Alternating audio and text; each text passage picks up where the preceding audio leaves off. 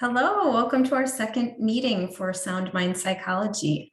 I'm Cheryl Harzavord, and I'm very happy to be with you today and sharing some of the things I know and some of the things that I believe will help you develop a peace in your heart and a sound mind. So let's get started with our lesson.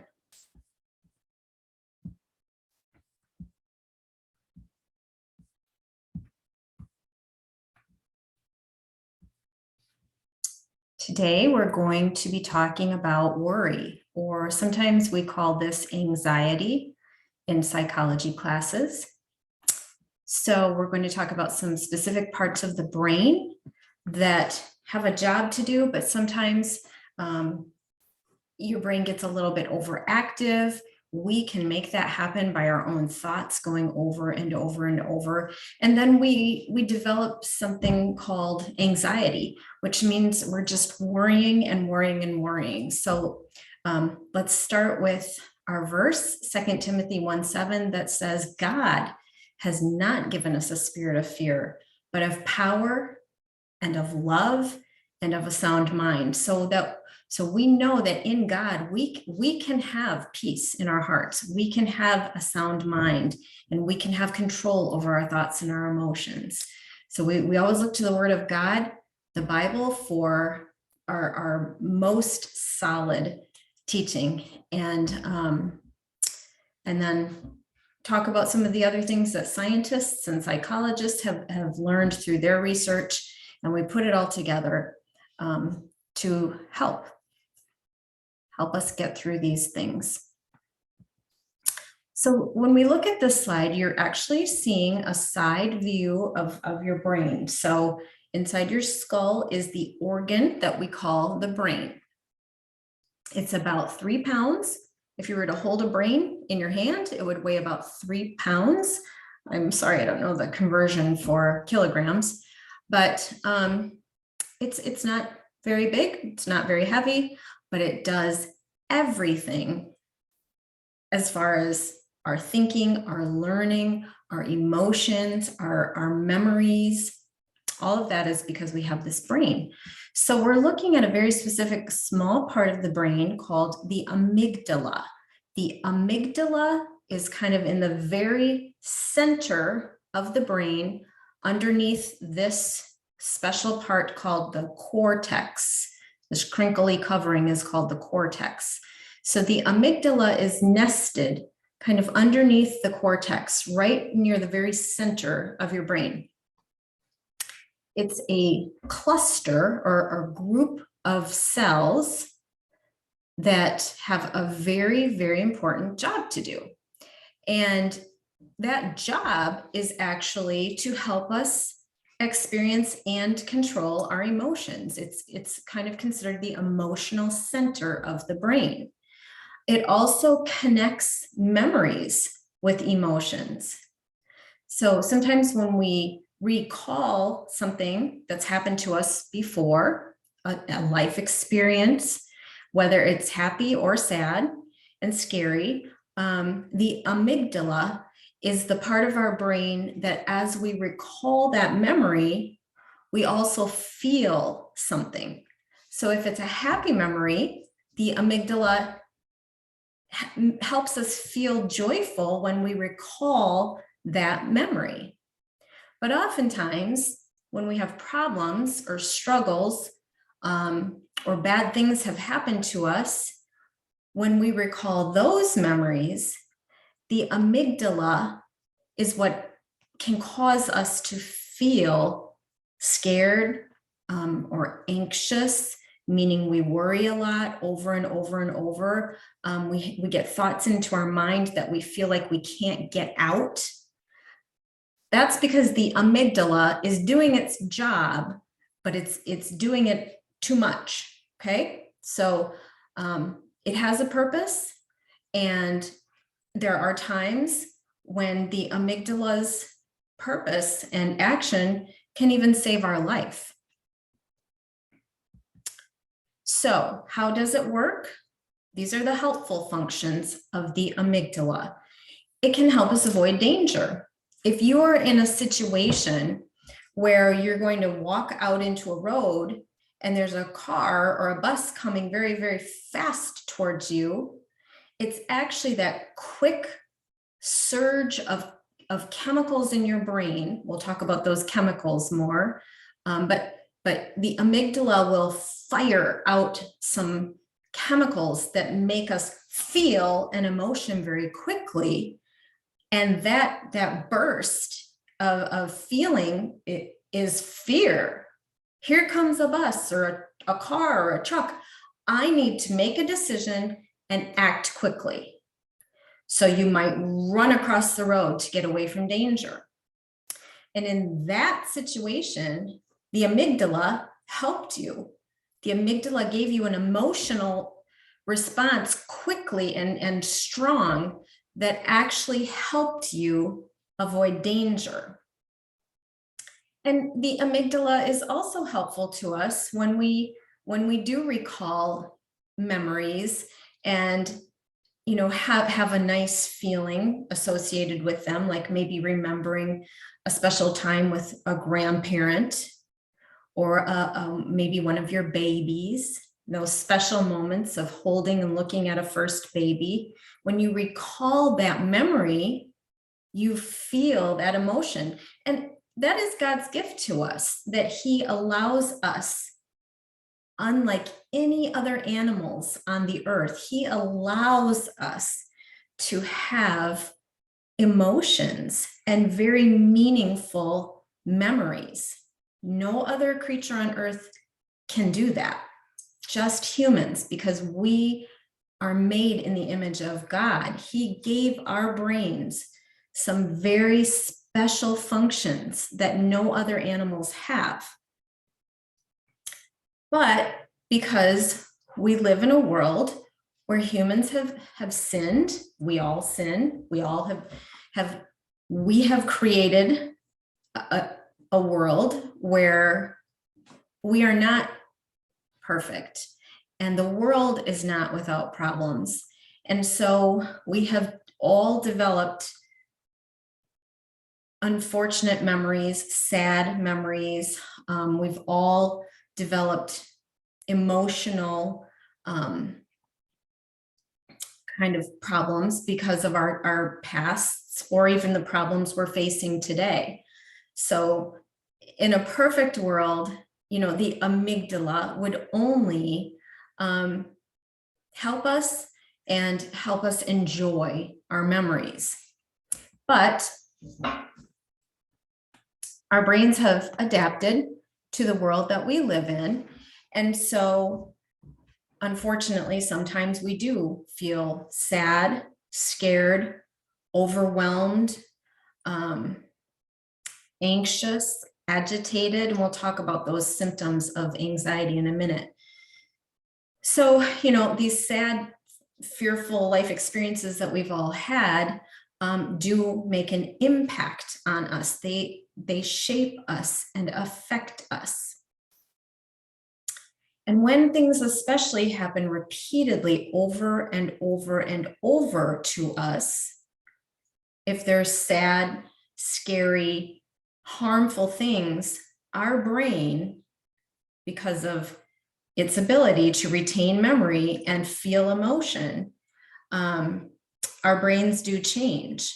And that amygdala is one of those parts in our brain that then can start to cause us to feel too sad, too anxious, worry too much. Okay, so this is happening because your brain is kind of like a machine. It has a job to do, but depending on what's being put into it, the result, the output is going to be sometimes not helpful to us. So the amygdala can become overactive and too sensitive. And that results in us worrying too much and feeling fear too often. This is what we call anxiety. So anxiety is a very common emotional and physical response to sad and difficult and fearful life experiences.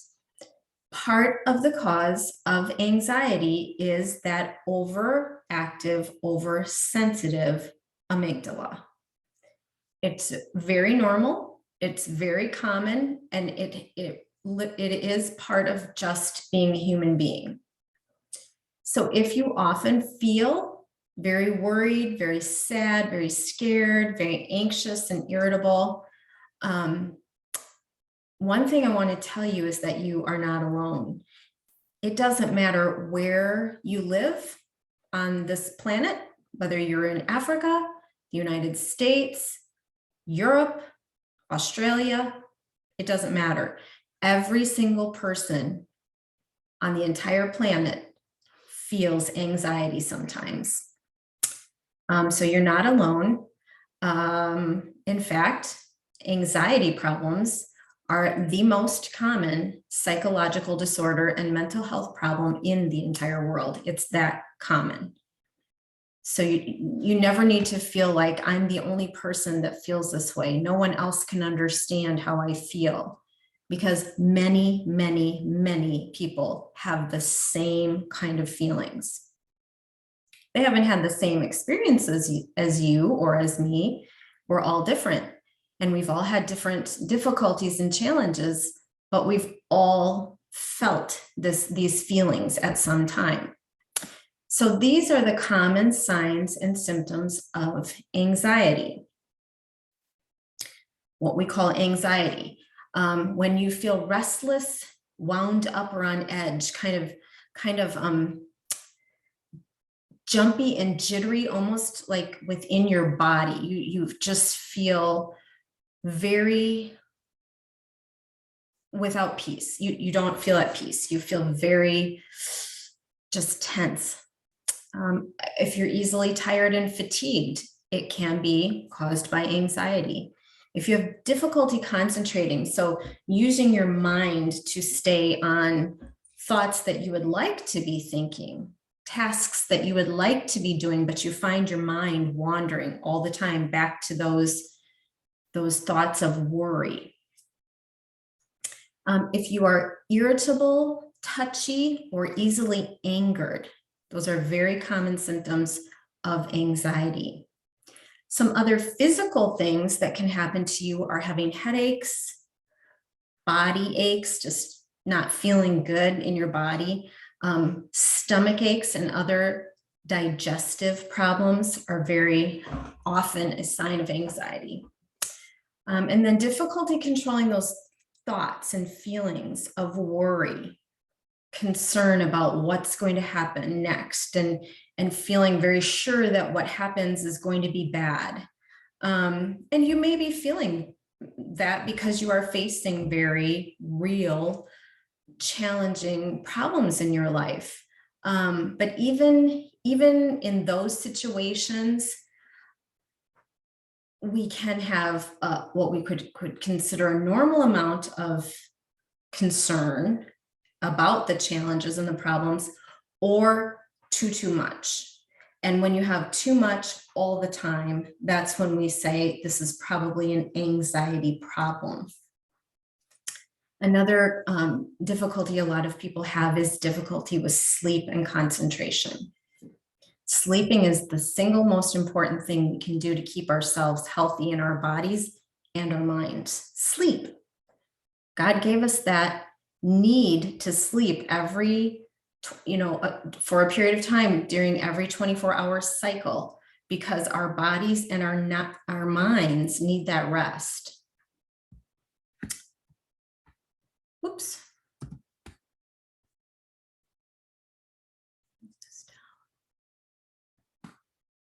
Oops, sorry, I'm trying to move this. Okay, so when we feel anxious, there are things that we can do to help us feel more calm and relaxed.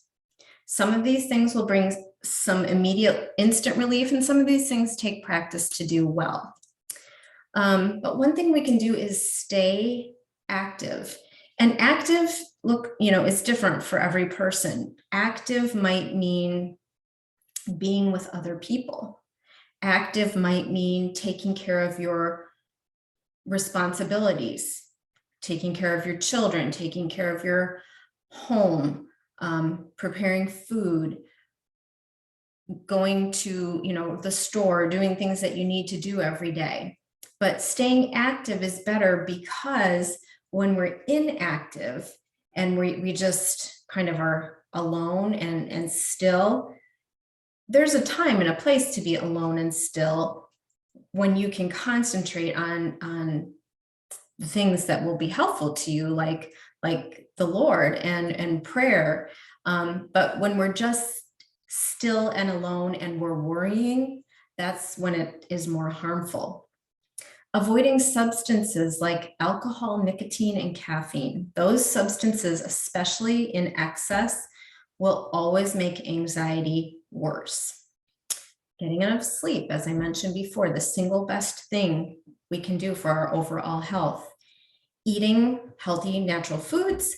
In the United States, we have access to a lot of unhealthy food. So the American diet is one that typically has far too much junk food. We call it junk food, like soda, chips, things that are processed and unhealthy. Deep breathing.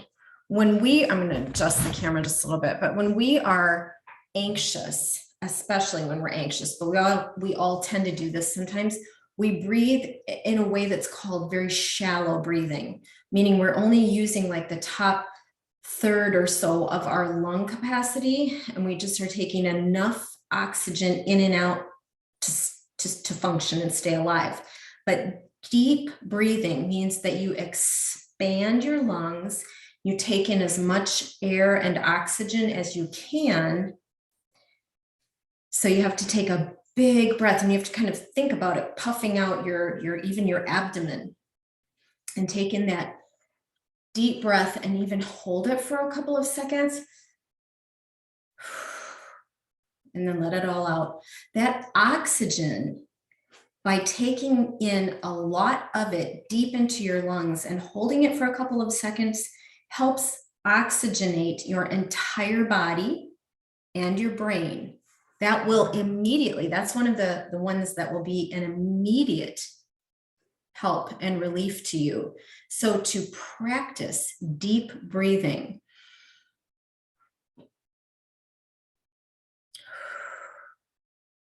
and do that several times over and over. And a lot of times when I practice deep breathing, while I'm breathing in, I just say, Jesus, Jesus, Jesus. And then in my mind, as I'm blowing it out, I say, peace, peace, peace. And I make it a prayer. So I'm combining that relaxation technique of deep breathing with prayer, and reminding myself that in any moment of concern or worry or anxious feelings, I have Jesus. I have the Lord to help me through every problem we have on earth. And it doesn't matter if you're rich or poor, if you're young or old, if you're a man or a woman, it doesn't matter. Everyone will have problems in this world and in this lifetime. Jesus himself told us that. And here's a few verses on this last slide about worry and about the peace that Jesus himself can give to us. The first one is one of my favorites, Matthew 11:28-30, because it talks about a burden, and it talks about, sharing that burden with Jesus through a yoke, which, would be around the neck of two oxen. But he says, come to me, all who labor and are heavy laden.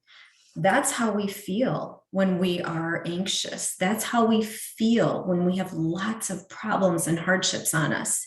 We feel weighed down. We feel like we have a heavy burden. But what does Jesus promise? Come to me, I will give you rest. Take my yoke upon you and learn from me, for I am gentle and lowly in heart, humble, and you will find rest for your soul. That's peace. Rest for our souls is peace. For my yoke is easy and my burden is light. Praise the Lord. And the next one, Matthew 6:34 says, therefore, do not worry about tomorrow, for tomorrow will worry about itself. Each day has enough trouble of its own. Keep your mind as much as possible in the moment, because we don't even know what tomorrow will hold. We honestly don't even know if we'll be here. Jesus could come back at any moment, or he could provide for us in a way that we don't anticipate. He could surprise us with a blessing or some solution to our problem that we can't even see today. So he says, don't even look at tomorrow. Stay here today with me. Take my yoke upon you today with me. And the other thing that he promises us is, yes, in this world, you're going to have problems. You're going to have trouble. You're going to have, things that are scary and sad and cause anxiety. He said, I have told you things so that in me, you may have peace. In this world, you will have trouble. This is Jesus talking to us in John 16:33. In this world, you will have trouble. There's no getting around it. I've had problems and situations in my life that seemed absolutely hopeless in the moment. But Jesus also promises that he has overcome all of it. In the end, always, always, we have victory in Jesus. This world is not the end. This world is not our final home. If we belong to the Lord, which I pray you do, and that you've accepted his promise of salvation to you, if you believe in him, we know that we win in the end. We will be with Jesus, and this is temporary. I think sometimes that perspective alone is enough to really help me put my problems in perspective and cling to those promises that he will give me peace, that he will carry my burden, that he will overcome. And if I'm in him, I will too.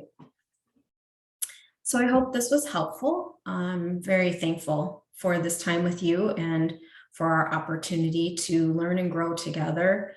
I know that life is difficult, and sometimes, saying these things is easier, or hearing these things is easier than applying them to our lives and actually getting better at releasing our burden to Jesus and trusting him for his peace.